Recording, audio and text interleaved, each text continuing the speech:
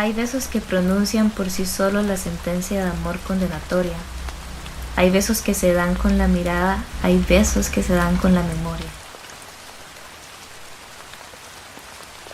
Hay besos silenciosos, besos nobles, hay besos enigmáticos, sinceros, hay besos que se dan solo las almas, hay besos por prohibidos verdaderos.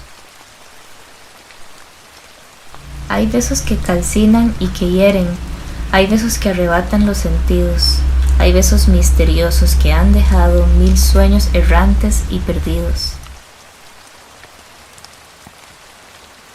Hay besos problemáticos que encierran una clave que nadie ha descifrado.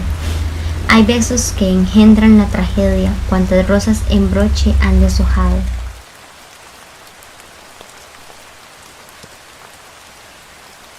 Hay besos perfumados, besos tibios, que palpitan en íntimos anhelos.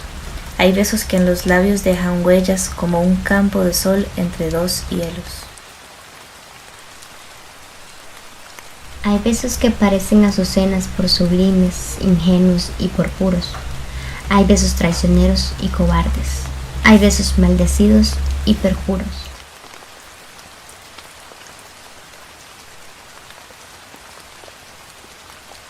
Judas besa a Jesús y deja impresa en su rostro de Dios la felonía, mientras la Magdalena con sus besos fortifica piadosa su agonía.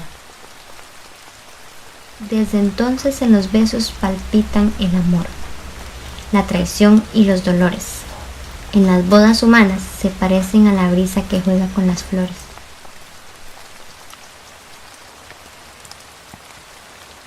Hay besos que producen desvaríos de amorosa pasión ardiente y loca.